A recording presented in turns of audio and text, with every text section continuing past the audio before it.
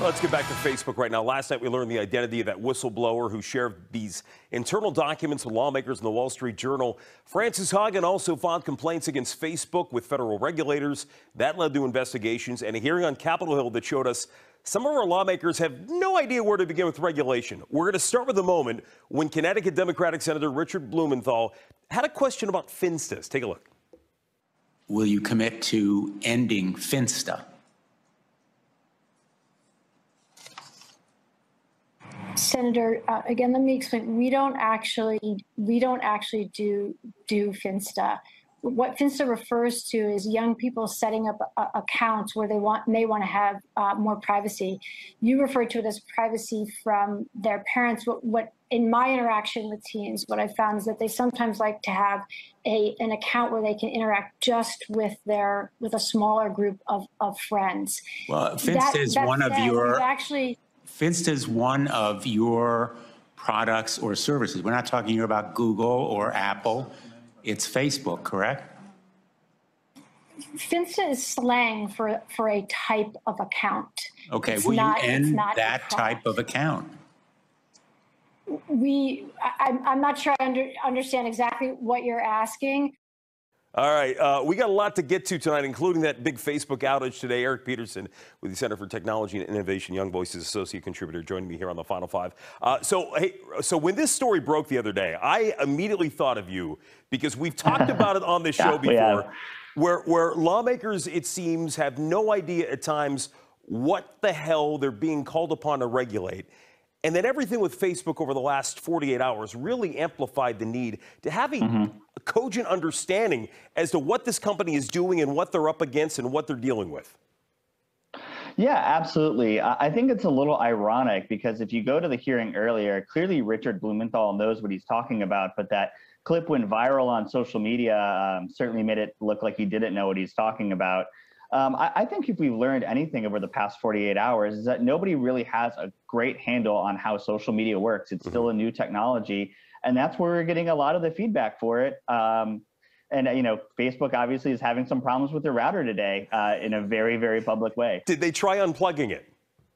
You know, I've seen that work before. That's usually what I tell my parents to do. I heard they couldn't even get in the building, so that might have been a little difficult at the time. Yeah, that was true. That came out of it. But, you know, because the thing was, we decided to talk about this a couple of days ago, and we got the wheels in motion. And then everything that had happened with the outage today, which clearly drove a lot of people, a lot of people were bored, first and foremost, because they had nothing to go through. They had nothing to doom scroll with. But above and beyond all of that, this report that came out with this whistleblower, how does that change?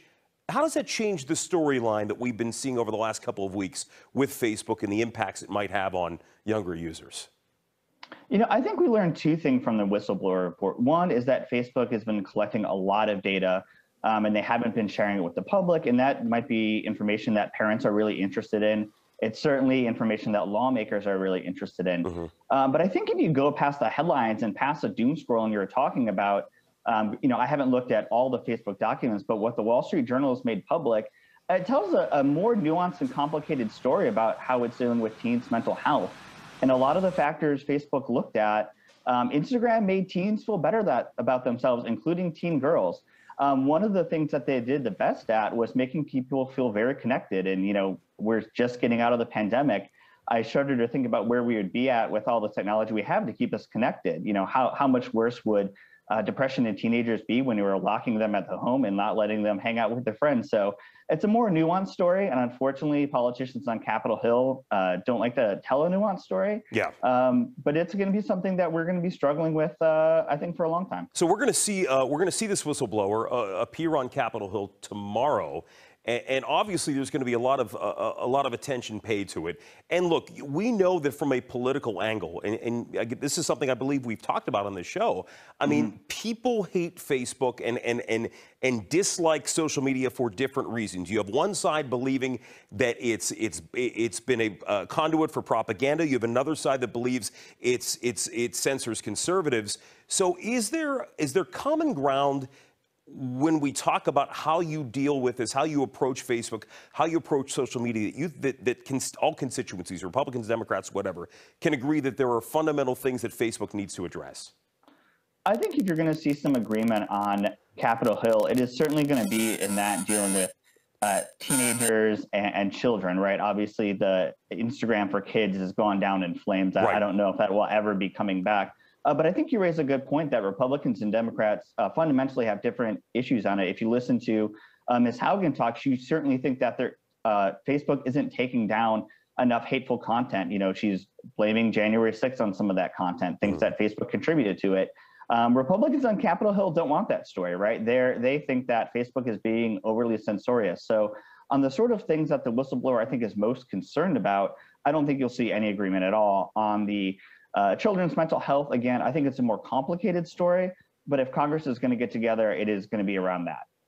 And when you talk about that issue, when you talk about the mental health aspect, which clearly is something we hadn't included in the conversation for some time, that seems to be something where you might get some sort of, I shouldn't say reasonable, but some sort of a fundamental understanding more so than algorithms or you know, routers or anything like that.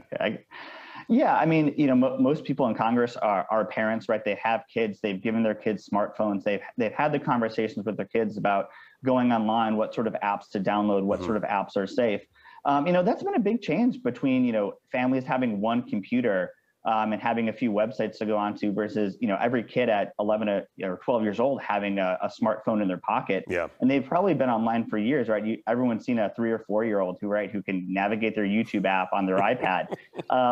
And so I think not untrue. Yeah, I think we're going to see some of those laws dealing with children's privacy probably updated or looked at very differently. But I, for one, am happy for those kids with those iPads. It is much, much easier to get on flights these days.